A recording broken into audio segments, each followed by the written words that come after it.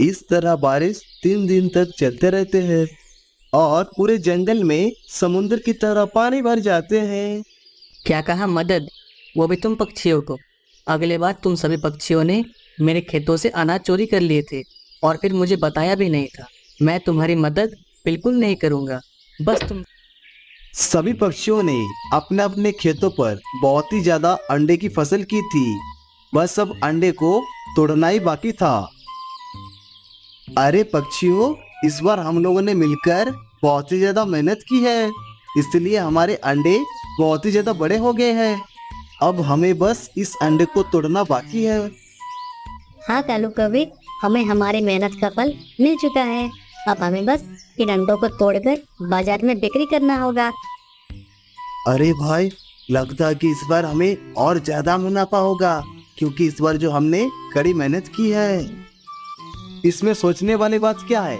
चलो अब हम अंडे की कटाई शुरू कर देते हैं। नहीं नहीं कालू कौवे, आज हम लोग सुबह से मेहनत कर रहे हैं और वैसे भी आज शाम हो गया है। हम कल सवेरे से ही अंडों को तोड़ना शुरू कर देंगे। फिर सारे पंछी अपने अपने घर को चले जाते हैं। कुछ ही देर बाद इधर जंगल में बहुत तेजी से बारिश शुरू हो जाते हैं और उधर टुन्नी चिड़िया बहुत ज्यादा परेशान हो जाते हैं। बस ये पानी जल्दी ही रुक जाए, वरना हमारे सारे अंडे तो इस पानी में बह जाएंगे। परंतु ये बारिश तो इतनी ज्यादा तेज हो रही है कि मुझे नहीं लगता ये तो जल्दी रुकेगी। 2 घंटे गुजर जाते हैं और बारिश भी रुक जाते हैं। फिर सारे पक्षी अपने अपने खेतों पर आ जाते हैं। शुक्र है पक्षियों कि बारिश रुक गई और हमारी फसलों को ज्यादा नुकसान भी नहीं पहुंचा। अरे टुन्नी चिड़िया, तुमने सही कहा था। इस बार तो बारिश बिल्कुल भी तेज नहीं होगी। और देखो, बारिश तो बिल्कुल रुक गया है। जग्गू तोता का यही कहना था कि बारिश दोबारा से शुरू हो जाते हैं। अरे अरे, ये दोबारा से बारिश कैसे शुरू हो गई? पक्षियों, मुझे तो नहीं लगता कि ये जिस तरह से बारिश हो रही है वो अभी रुकेगी। अरे नहीं कालू भैया, हमें अच्छे की उम्मीद रखनी चाहिए। पक्षियों, इस तेज बारिश में हम अपने अंडों को नहीं तोड़ सकते हैं, इसलिए हमें अपने अपने घर जाना चाहिए। इस तरह बारिश 3 दिन तक चलते रहते हैं और पूरे जंगल में समुद्र की तरह पानी भर जाते हैं। अरे रे, हमें जिस बात का डर था आखिर वही हुआ। हमारी सारी फसल पानी में डूब के नष्ट हो गई। अब हम सब पक्षी क्या करेंगे? हमारी कई महीनों की मेहनत तो खराब हो गई। पक्षियों, हम सब पक्षियों ने तो 3 दिन से कुछ नहीं खाया है। अब तो हमारा फसल भी खराब हो गया है। अब हम क्या खाएंगे? अरे पक्षियों, मेरे पास एक सुझाव है। क्यों ना हम रामू काका के पास चले? उसके पास न जाने कितने ज्यादा अनाज होंगे। हम उनके पास जाकर उनसे कुछ अनाज उधार ले लेंगे ताकि हम लोग भूखे ना रहे। फिर वे सभी पक्षी रामू किसान के घर चले जाते हैं। अरे पक्षियों, बताओ, तुम लोग मेरे घर में क्यों आए हो? अरे रामू काका, हम लोग बहुत ही ज्यादा परेशानी में हैं। हमारे सारे अंडे की फसल बाढ़ में खराब हो चुके हैं। रामू काका, क्या आप हमें कुछ अनाज दोगे? हम लोग 3 दिन से भूखे हैं। हम समय रहते आपको सारा अनाज लौटा देंगे। हाँ रामू चाचा, हम सब पक्षियों की मदद करो, जिससे कि हम सभी पक्षी और भूखे ना रहे।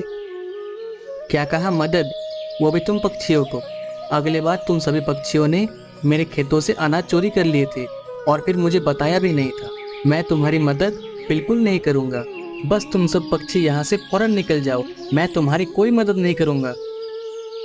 ये सभी बातें रामू किसान का बेटा भी बहुत शिद्दत से सुन रहा होता है और ये मन ही मन सोचता है, अरे हमें तो इनकी मदद जरूर करनी चाहिए। ये ना जाने कितनी खराब परिस्थिति में होगी। ये लोग तो 3 दिन से भूखे हैं। हम तो एक दिन भी भूखे नहीं रह सकते। ना जाने इनकी हालत कैसी होगी।